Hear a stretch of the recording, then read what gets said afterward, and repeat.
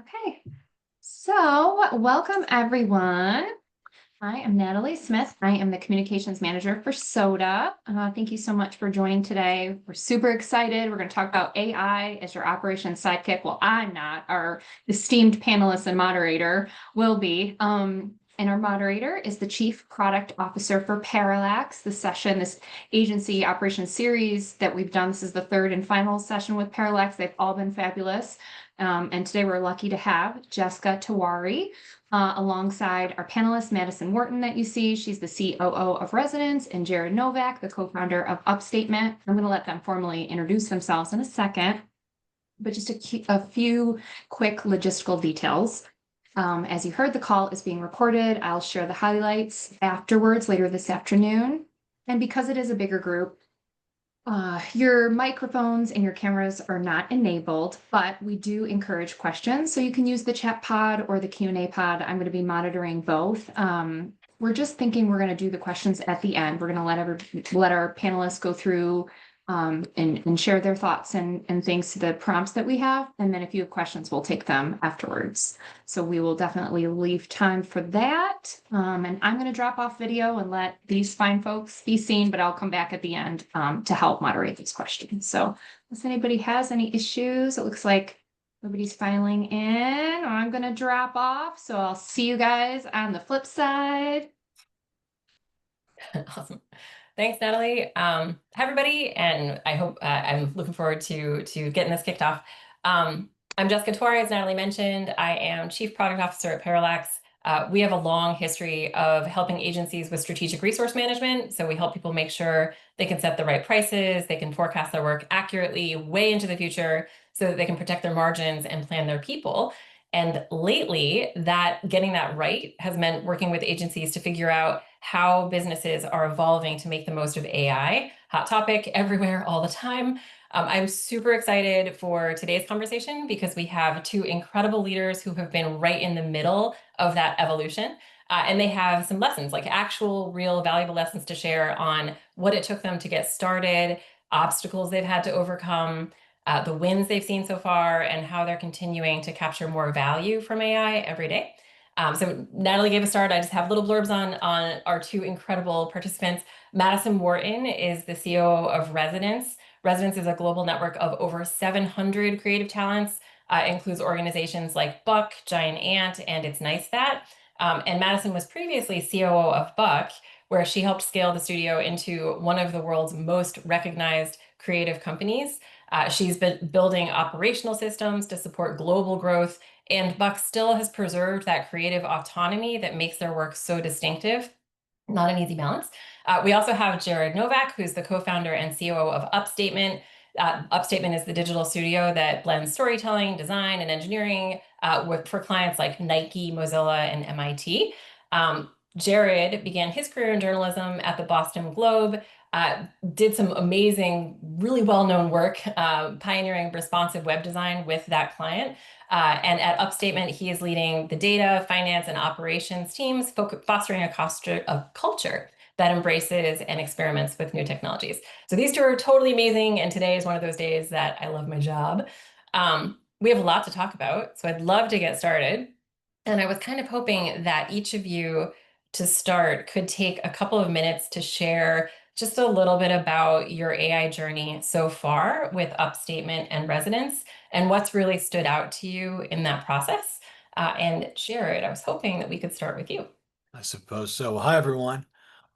Yeah, AI has been such an amazing and incredible, like on-demand expert tutor. That's like the first thing I can think of getting started a few years ago with the early versions of ChatGPT. At the time, our big struggle was our data was a mess, and everything that we were trying to do, no systems agreed, none talked to each other. And what we did is used AI as this accelerant to help build a really sophisticated data stack and data warehouse. It used to be, you try to read a book on this stuff. We have an HR problem, so I'll read a book about HR and then fumble around and try to apply those things. And with AI, we had an expert coach to kind of both guide on some of the our big picture architectural ideas, but also the minutia of how do you write SQL that's going to hit HubSpot and Parallax and pull that together in a nice central place. And what I kind of found through that experience is that AI doesn't have to be an other. It doesn't have to be this agent that's like going and doing this work and who knows. It's this accelerator. It is this assistant. It is this sidekick, if you will, that can really help accelerate everything that you were trying to do and make it more likely than not that it succeeds. And that has just supercharged our kind of operational acumen. Super helpful. Madison, please. Okay. Hi, everyone. Thanks for having me. Okay, so I'm going to go back to 2023 as a starting point. And I would say at that point in time, we had a fair amount of experimentation happening. We had a healthy amount of fear and speculation and hesitation. And we were sort of in this watch and see approach. We were receiving opportunities from some of the front runners in the AI space to help them build out like design systems for their own brands, which allowed us to see inside a bit of what was coming and maybe help us build our perspective of where it would fit into our workflows. And then in early 2024, I started seeing that it was becoming a lot of our work. It started, we started hiring resources. We started having work cases, case studies in. I said, oh, we need to start taking inventory of this. And so we started bringing everyone that was involved in that type of work together and holding meetings and saying, what resources do you have? What tools are you using? What work examples do you have? What are your workflows and how are those working together? And just making sure that everybody was aware. And then by like late 2024, I would say it was too much to track because it had just infiltrated so much of the work across so many teams that it was everywhere at that point in time. And especially in our delivery for client solutions, creative strategy, et cetera, but maybe less so in our operations. And so we went on a path to say, okay, maybe we need to start tackling big problems within operations with AI. Should we start with resourcing? Should we start with business insights? And we said, no, we need to make this really scalable because we've got a lot of team members here. And so we went out on a path to build a scalable educational platform that would get all of our people within operations to have a comfort level with AI, to be creatively thinking about what solutions could help them, and also for them to understand where the risks are, how to be safe and mindful of data, and things like that. So we are currently at a place where I think I would call it, we're really building the infrastructure to allow scalable AI solutions in operations across our network. I love that. I think you both touched in our pre-call on people sort of maybe underestimating or just skipping over the frameworks, the frameworks and process that has to be put in place in order to be able to actually capitalize on the potential of AI. That's a really fabulous example of how you sort of set up the framework for your organization to be able to figure that out. Could you please share a concrete example of one of the ways that you're currently experimenting with AI inside your organization? Could be in creative, operations, or somewhere else. And maybe Madison, let's start with you this time. Yeah, well, I'll go more into like the education part of it and how we're experimenting with that. What we decided to do was we took a look at all of the different aspects of operations, if you will, resourcing, bidding and actualization, IT, like office services, every aspect, and thought, how can we really get to all of the team members there? And so we built the framework for a curriculum of a hackathon. And, how do we prepare materials? What tools are we going to focus on, et cetera? And we developed a 10 hackathon series where we are doing 4-hour hackathons with all of the people that work in those spaces, and we send them pre-material. Then we go into the hackathon and we encourage them to come up with ideas to experiment, and we sit with them and hold their hands for 4 hours while they build it themselves. And the result of it has been really transformative, I think. Like we've gotten a lot of people over the hump of being scared to tackle this, over the concept of like, I'm not a developer, I'm not an engineer, I don't know what I'm doing, and gotten them into a place where they're like, oh, I've got lots of ideas now, and the ability to like bubble those ideas up so that we can work in partnership with them to turn them into realistic and safe products that can help them with efficiencies. Love that. We've actually got a whole set of questions coming on how you get that culture part right, like not changing some of that really important like quality and expectations brand. Jared, before we get there, let's talk about your experimentation. Yeah, let me give you one from the creative side. So this summer we've been working on a big university rebrand, and it's a school that has like kind of a big technical focus. So we wanted to make all of these logo variations that emphasize sort of like the different components of computer engineering, electrical engineering, other sorts of things that their school does. And I think normally it would have been like, all right, let's go into Figma and we'll make, dozen or so variations that they can use, right? What our design team did is they actually used a tool called Replit, which is like one of these like vibe coding apps. They said, well, let's build a like front end tool that will let the Marcom department generate literally, infinite variations based on these kind of core dozen concepts of bars and lines and different sort of things that indicate the different specialties of the college. One of those variations was a waveform. And Scott Dassey, our chief design officer, had this idea, and he said, well, wait a second, if it's a waveform, that's like sound, right? So wouldn't it be cool if that could also, play music for you? And I think that, 2 years ago, that would have been like something said in a meeting and everyone says, aha, that would be cool, yeah. But doesn't make sense to invest engineering time into actually demoing that. Well, in a world with AI, let's go to Replit and let's ask it, hey, when you hover over the waveform, can you have it play a tone based upon, the frequencies, yada, yada. And that's what they did. So then when they are demoing that to the client, in addition to that, the flashy moment of, infinite variations that can each speak to the different colleges, that was just like this like amazing, beautiful extra cherry on top.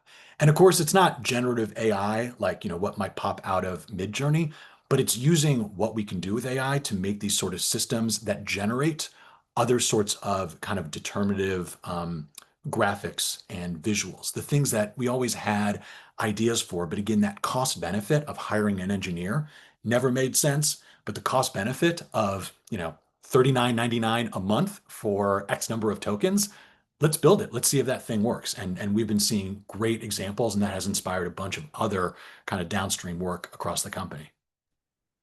That is so fabulous. And that actually gets to this, something, Madison, that you mentioned in our pre-call was about the expectation of what AI is going to deliver versus sort of what you're actually seeing. And there's this expectation of efficiency, like it's all about efficiency, efficiency.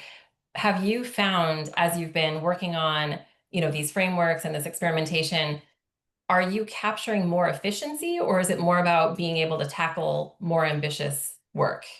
Yeah, it's absolutely about tackling more ambitious work for us. I think we're finding that like we can answer client challenges with more specificity. We can accomplish things that maybe we couldn't have in the past. Like that might mean that we can deliver the quality of work that we strive for in a time frame that we wouldn't have been able to in the past. Or an amount of deliverables that we might not have been able to do on at a particular budget. But what it doesn't mean simultaneously is that we can do things faster or cheaper. And in fact, I think that that's a question that keeps on coming to us, is like, oh, how much cheaper can you do it? How much faster can you do it? And the amount of what we're finding is that the amount of time that we maybe are saving in actually doing the work is matched by the amount of time that we need to invest in experimentation, education, building infrastructure. And so it's a one for one right now. And I think that's kind of where I'm cautious about oversimplifying the effects of this right now. I think that there's a lot of work that goes into the back end in order to find those gains. Yeah, and think about our teams. Like, while Madison and I, we get out of bed thinking efficiency. That sounds like a lot of fun. I've yet to meet any designers on our team who have that same itch. It is all about ambition and what it allows them to do. Like, the fact is, we're always fighting against time and budgets and stuff. And if we can just kind of like hold that line and say, hey, well, you used to have 8 weeks, I can still give you 8 weeks. But like you're saying, Jessica, to those pressures, we got to answer that with something that is clear, differentiated, unique, special, and really speaking to what clients know is possible. And I think our teams have really sort of like answered those challenges. And that's what gets them excited about figuring out ways to adopt AI, as opposed to the operations police coming by and saying, come on, can't we do this in 20% less time? I don't, that's not fun. No, absolutely. I love that so much. It's very inspiring. Related, I almost hate to follow up with a potentially negative question, but have you had any unexpected challenges as you've been rolling these things out? And ideally, maybe how have you gotten over those challenges if you have?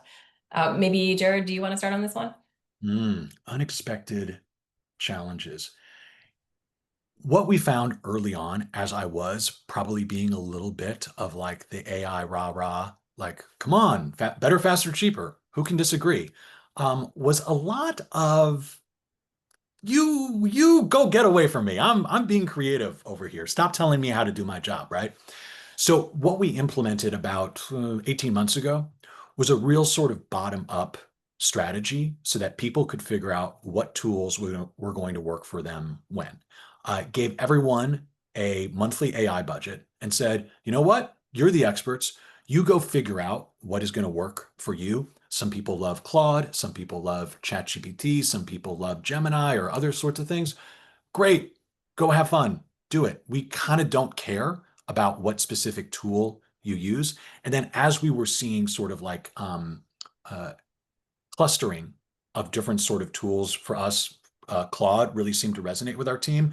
That's where we said, okay, that is our official sort of like chatbot platform. Great. Now that is kind of set. Again, you still want to use something else? No problem. And doing the same thing, again, vibe coding tools, some other sorts of like financial specific AI things.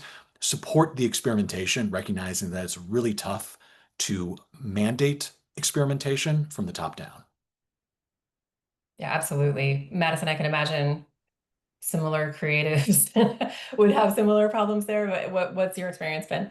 Yeah, similar for sure. I think one thing that we're keeping a close eye on is just skill set atrophy, making sure that teams aren't over relying on any particular aspects of their craft, making sure that we're tackling the like ongoing support of rising our new talent and making sure that they go through the process with and without it, and understand how to get there appropriately. It's something that we're definitely pretty focused on. Totally. Actually, that's a great segue into our next chunk of questions, which are on people and culture.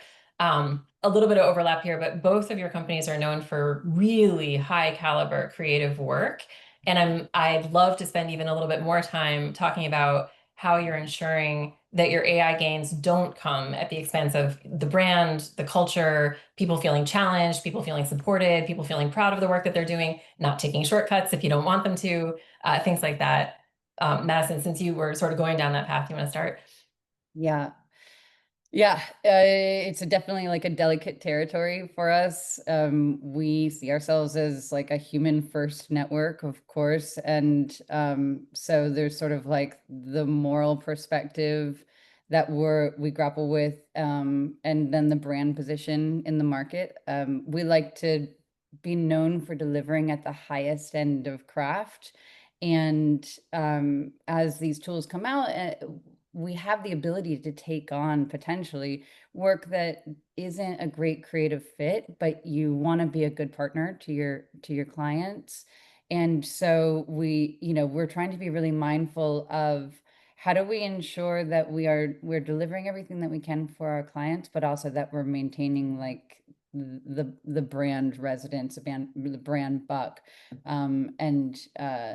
So that's definitely one aspect of it. I think we've had some really strong reactions internally, like particularly from designers who felt really vulnerable after like presentations that started with like bold statements about human craft and then kind of went more into AI forward territory. Our 3D team was probably a little less phased because they're really used to being kind of tech forward. But it's definitely been a real conversation for us. And we meet as leaders to talk about like how are we speaking to our teams about this? What is the language that we're using? We lean into like the idea of it kind of being a sidekick intern that can help you with the simplest of tasks. But we also just talk about like being really mindful of the flattening of skills and ensuring that we're doing everything we can for our team members to have the time to think deeply about projects and needs and to experiment with their hands with the tools that are available. Yeah. And I think it's that vulnerability that we need to appreciate. Like there are some roles or some disciplines where I can see it as a much bigger threat than others. And I don't know what everyone feels. What we've tried to do is not make that sort of like computer versus human thing a competition. But like you're saying, Madison, like let's highlight the human and especially internally use this as a chance to elevate when someone does something great with AI. And we've seen, great examples, both technical things, but also non-technical things. We've got a brand researcher who used it as like this amazing system to synthesize discovery, interview, and other sorts of materials that she gathered for a project, the sort of scale that, no human could do alone. But thanks to Claude, she was able to parse through and gain insights from just, 10x the amount of research she would normally have been able to do. Well, in that case, I want to give every piece of credit in the world to Allie. That was Allie's smart move. That was Allie's hard work. That was Allie's blood, sweat, and tears. And I want to make sure that she knows that the outcomes and the outputs of that work, where we were able to go to a client and highlight some of these, deeply embedded quotes from these transcripts or interviews, really helped to show kind of like the power of our attention, whether that got through by someone like individually paging through those lines or our system that helped us got it there. She figured out ways to help it surface like, okay, here's some candidate insights, here's some candidate lines, etc., that we can use. And again, I'm going to give Allie 100% of the credit there, and hopefully Claude isn't too upset at the end.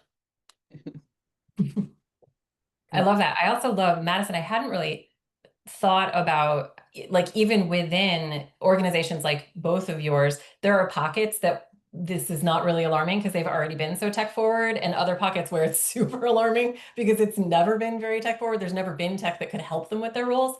That feels like there should be something that you can take advantage of, right? The people that are just like, oh, wow, that's great. Now you can finally do all these things that I've been doing all this time, versus like, oh, this is something that's going to come and take you over. Obviously it didn't, because all of these disciplines are super important and have been doing incredible work. And now they can just do even more.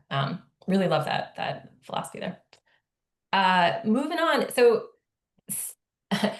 this sounds like a scary question and is absolutely not intended to be. Have you seen any impact yet on hiring profiles? Are you looking for different types of talent? And I think what I mean is not necessarily different skill sets, but are you looking for like different ways of approaching learning or things like that? Like what are you finding to be the traits that are really helping like catapult people to be able to accomplish enormous things in this new world? Actually, how about Madison? Let's have you go first. Yeah. We have made some specific hires in AI, of course, on more like the developer engineer front and the creative technologist front. But when it comes to the general population, I think it has altered our requirements a bit. And it's just that we're, I think, looking more for, first off, people that are open to experimentation with AI, to a level of comfort, and also On the artist side, I would say that people with generalist skills are a bit more. I think that generalists are beginning to see how the different roles can play together. That's not to say that specialists aren't very much needed, because they absolutely are. We need to have those specialists that understand particular crafts in the deepest of ways, but generalists are becoming more helpful for us right now. Love that. Jared, are you experiencing anything like shifts? Yeah, it definitely is. That openness is something that we always would look for. But now this gives us a specific sort of like vector. Why do we care about openness? Well, it's not just AI. It's like, all of these technologies are changing so quickly. We want to make sure that we are not finding people who are locked into the 2025 or 2023 way of doing things. And openness, of course, isn't just about technology. It's about how you approach, all other sorts of changes that could leave someone feeling vulnerable or could leave someone feeling threatened, and figuring out and looking for people who say, whatever, I can take that and I can make something better with that threat or with that thing that's going to change what used to be asked of me. So that is a way that we can kind of capture people who have that enthusiasm and embrace, again, whether it's AI or something beyond. Yeah, as you were asking that question, Jessica, I was about to say it puts greater value on senior talent, but I realize that's actually not quite right, because I can think of, in some of the recent searches that we've done, saying, you know what, actually someone in kind of like more of a mid-career or mid-level POV, if we can see or we can figure out ways that they can pair with AI, all of a sudden you've got someone who has at least what used to be senior level capability at a kind of more mid-level experience level and availability. And that, opens up kind of more potential. I think there is one piece of truth that, I've seen a lot and we've definitely experienced with junior level employees. It used to be we'd be looking for, especially in engineering, okay, don't ask questions, just you go code or review these PRs or things like that. And that is a real area where I'm not sure anyone knows what the future is or what the society level kind of answer to that challenge might be. Yeah, that totally makes sense. Go ahead, Madison, please. We're approaching a place where we will have AI native talent. Yeah. And which is wonderful. And we're going to need their perspective in the work for sure. Yeah, I feel like we've sort of been trying to consider these questions as two isolated islands, like what is the work and who are the people? And they're both changing, as you've both previously mentioned. The work is getting bigger and harder and more complex, and the skill set that you need to do the work is also evolving. So it's really, it would be really difficult to figure out what is the future talent that your organization needs when the work is also shifting very much up to more abstract, more creative, more difficult. And hasn't that same upward pressure on we need you to do more and more and more? That's been true since, 20 years ago. Yeah, definitely no change there.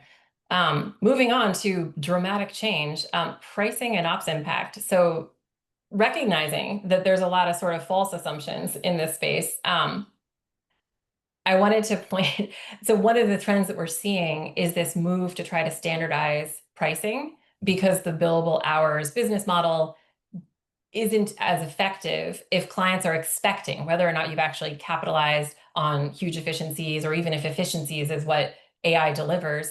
If clients are expecting AI to dramatically cut delivery time, it requires agencies to start to rethink how they price, value capture, really like some pretty fundamental business models on like, what are you buying when you are working with our agency? Is it an hour? Is it a thing?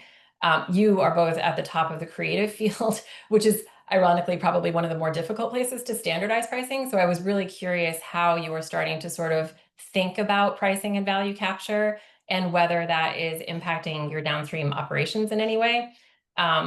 And Jared, if you don't mind, we started with Madison the last couple, so let me give you this doozy and see how you do it. Yeah, thanks for the easy one.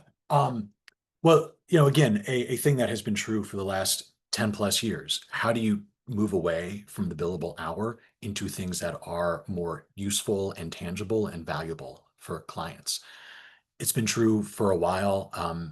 We have yet to see a lot of pressure from clients kind of on this front, but that doesn't mean it's not coming. And I think what we're trying to do is really prepare ourselves. How do you apply the fact that we do have, let's say, there's more ROI on what used to be sort of like, all right, we'll do this internal project and see where it goes. Again, AI tools, if they can help you accelerate creation or likelihood of success on those sorts of things, we are seeing and noticing that some of the efforts to standardize components, to create more sort of clear kind of internal products and starter kits, that seems to be working much, much better nowadays because, that engineer who might be solo, well, they've got a natural coding partner, PR reviewer, what have you, to kind of help them develop that internal thing. That in turn is accelerating kind of like a delivery project. So I think we're getting ready for some of those moments by trying to strengthen, what is the internal plumbing of our kind of like product and systems library.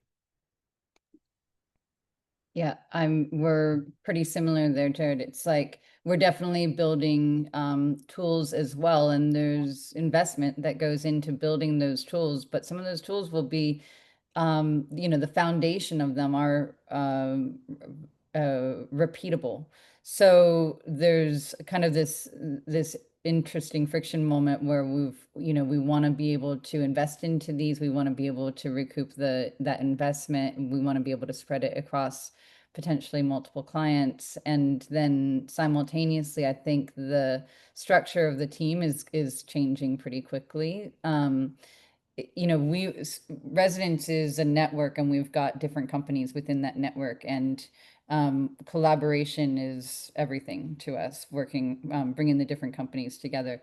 And so historically, bidding those companies together for a client is really easy. You guys create a bid and we'll create a bid and we'll put them together.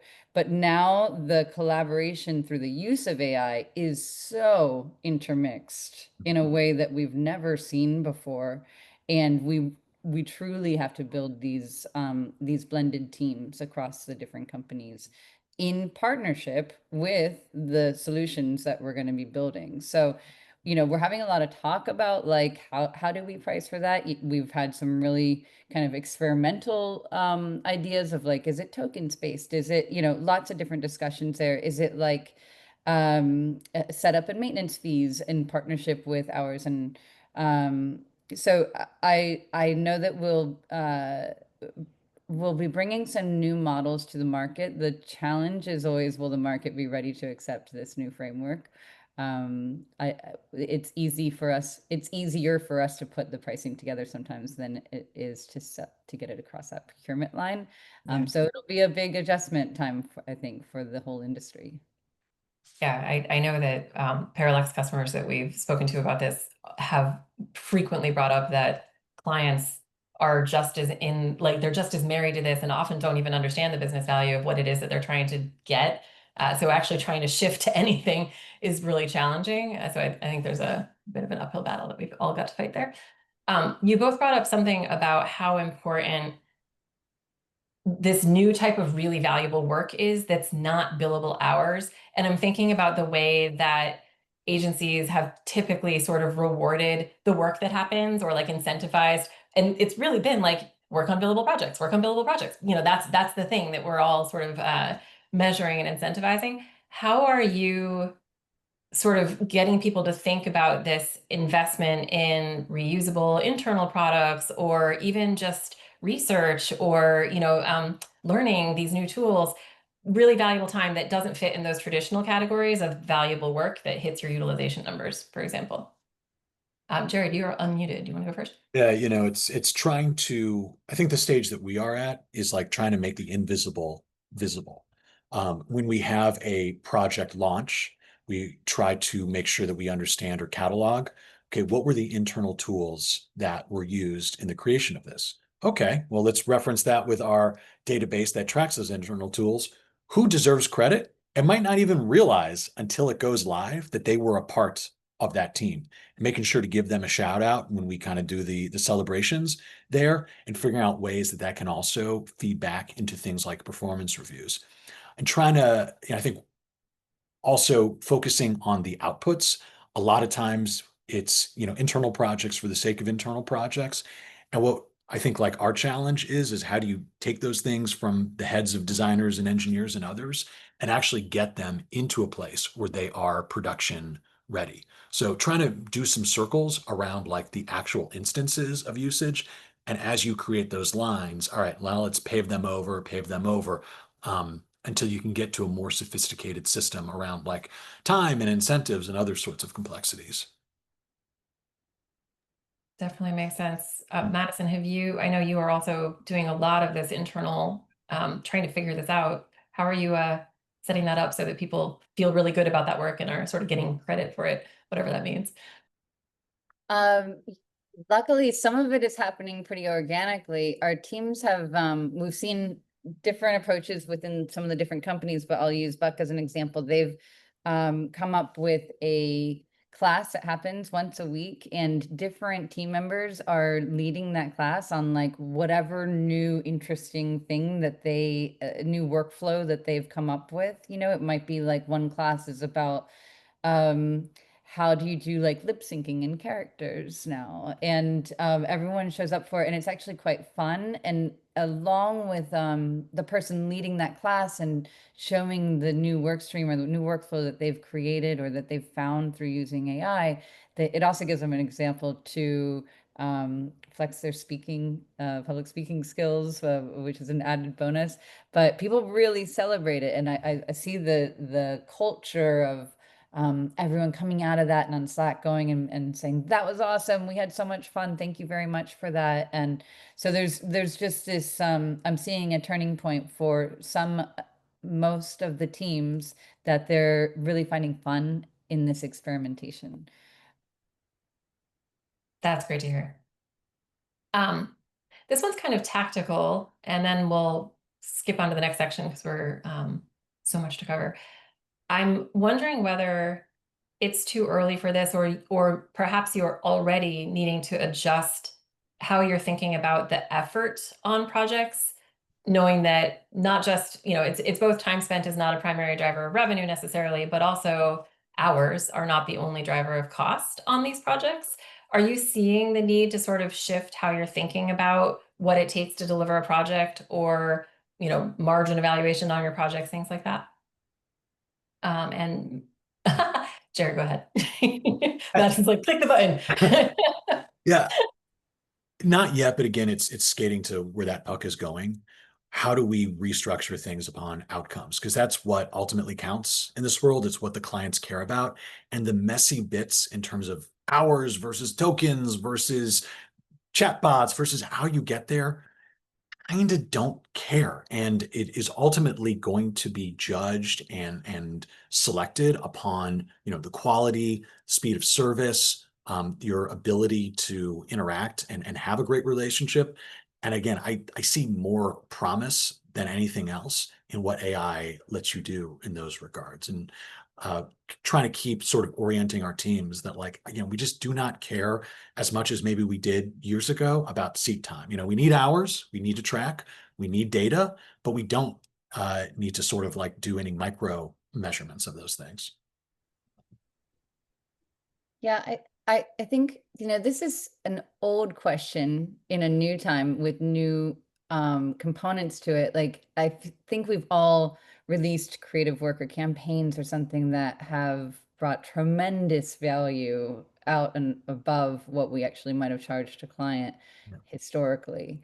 And yet we didn't have the ability to get away from our kind of time and materials way of pricing.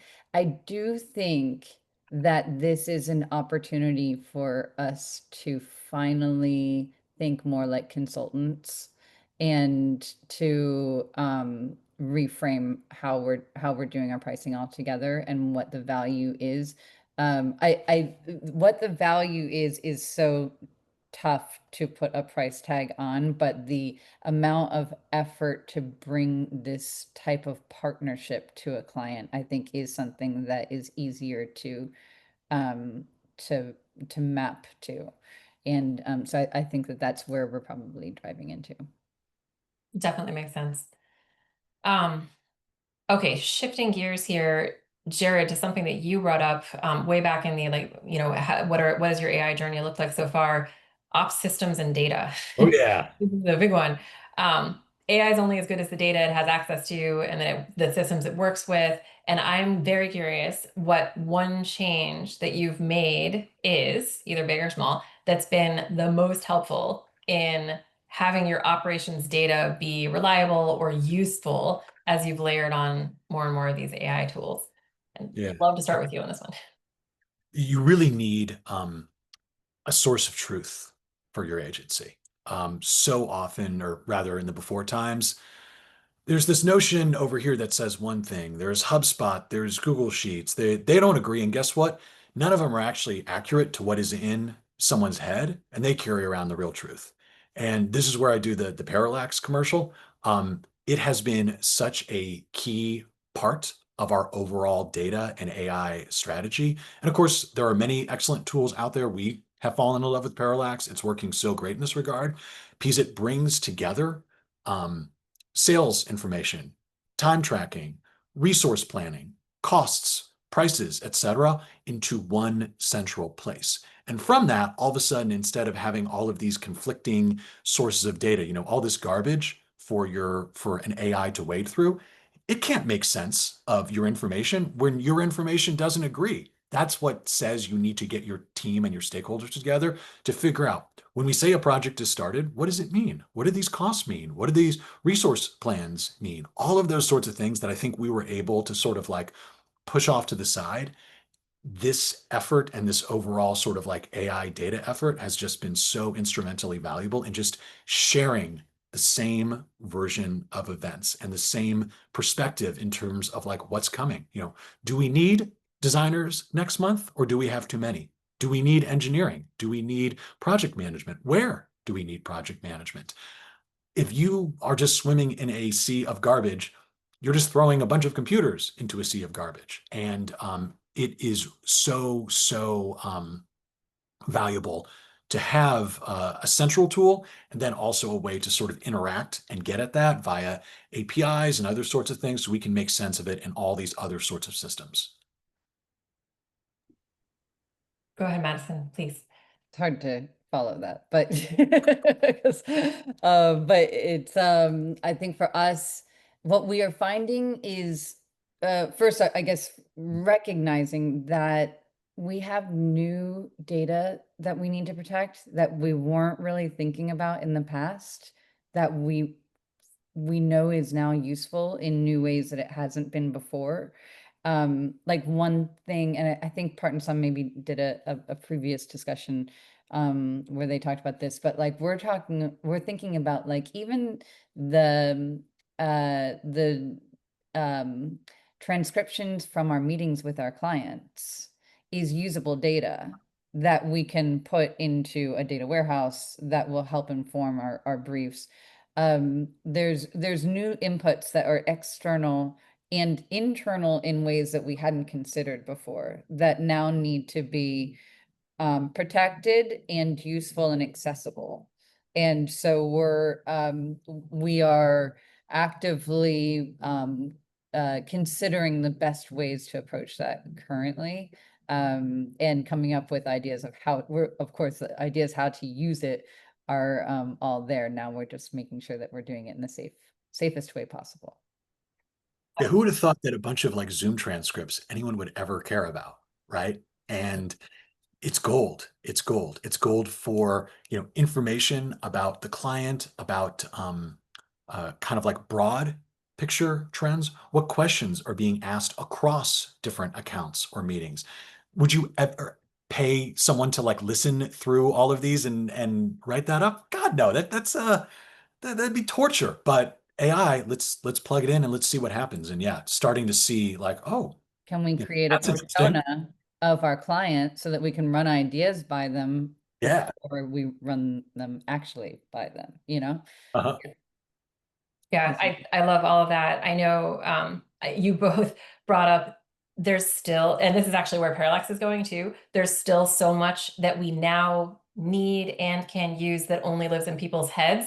What we've been focused on is now we have a reason to capture that and a way to use it. So Yeah. like why did these hours need to change from this to this? Like what actually happened on this project, or what were the valuable deliverables or the valuable service offerings that you provided the client, so that we can think about how you could have value priced this for the next 5 engagements that are similar. Those are things that no system is tracking right now. So there's the data, there's how do you standardize what you've got to make sure there's a single source of truth, and there's how do you capture the stuff that no one has, that now you actually really need to like empower the whole team. So it's a really exciting time that now these blobs of text are just so valuable. It's pretty cool. Related to that, was there, flipping over, was there a data set that you assumed was going to be absolutely critical, but in practice you really haven't used it much yet?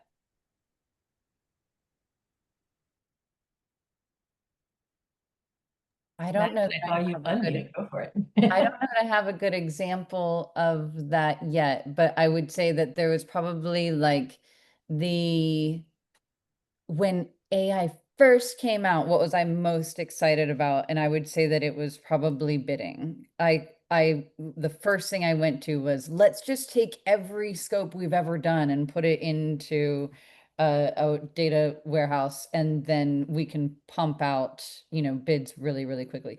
And yeah, that's true. You definitely can do that. But as we all know, like it's always so the devil is in the details. And so I think that it was a good place to start, but ultimately it's not where like the majority of our focus has gone to.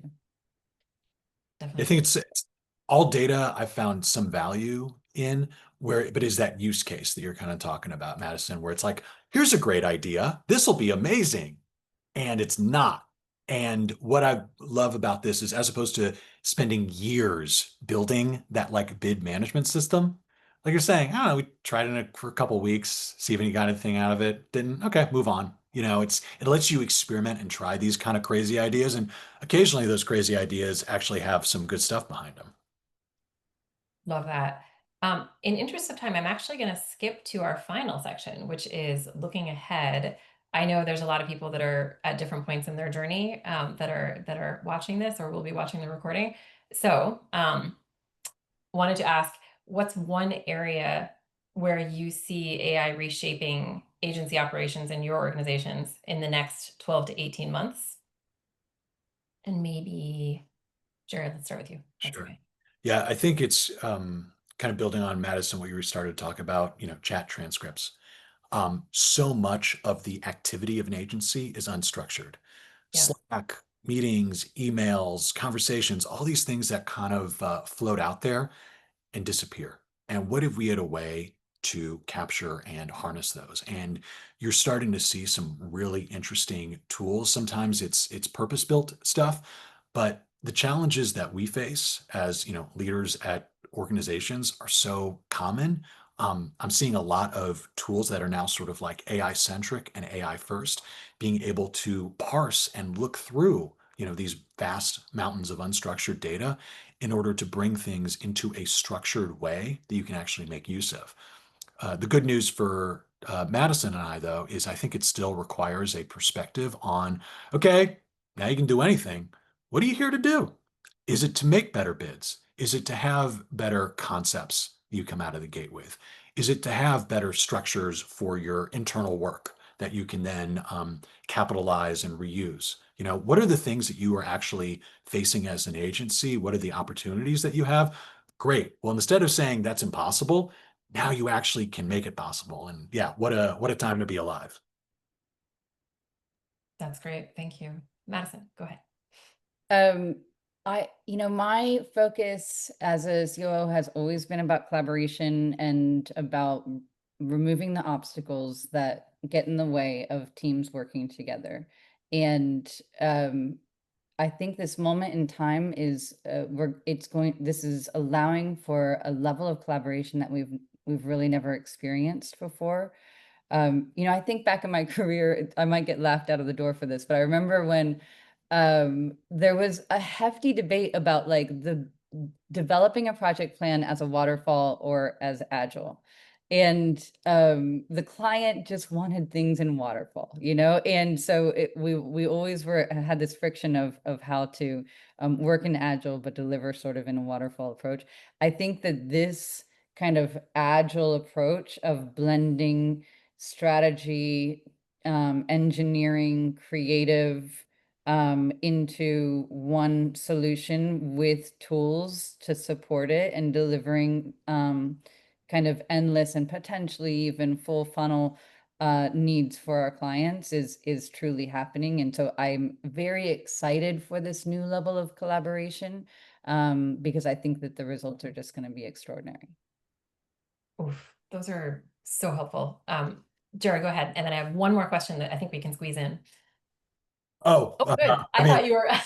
no, Great. I just want all that too. Yeah. Yeah. More time for our last question.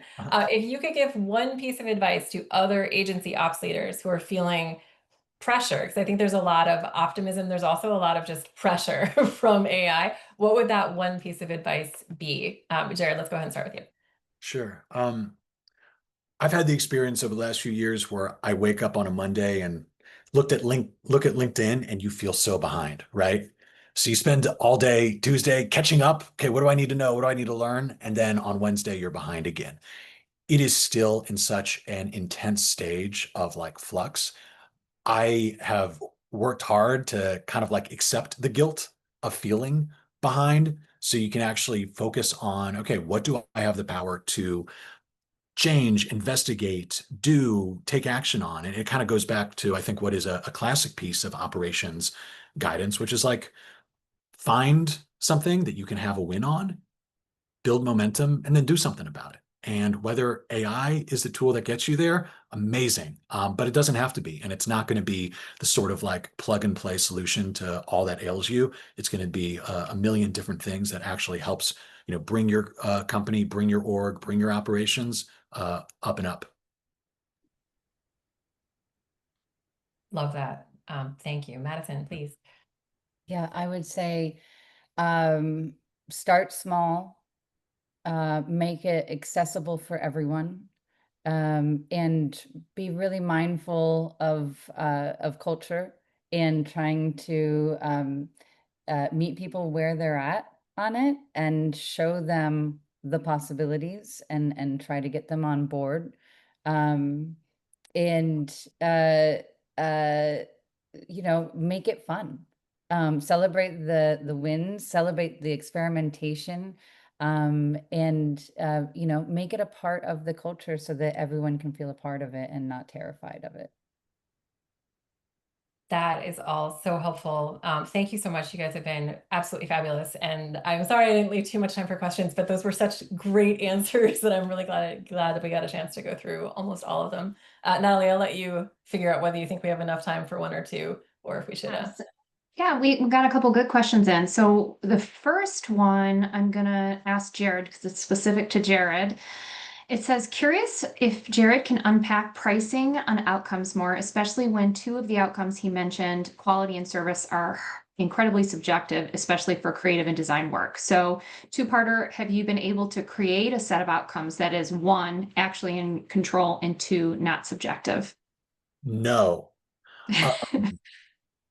What we have kind of been working towards, and again, where AI has helped, is can we look back historically at all the projects that we have done, look at the outcomes or catalog the outcomes that those were about and say, okay, well, not what did we charge for this, but thanks to Parallax, what should we have charged based on our efforts and data? And it's really cloudy, but it's the best thing that we have in terms of like, okay, a brand package that looks like this, with these kind of inputs, with these kinds of requirements, with these kinds of outputs, all of that should be priced between this and this based on, again, this 4 to 5 different projects that are kind of feeding that information in. I would love to get to exactly kind of what you're describing, and who knows, 2030.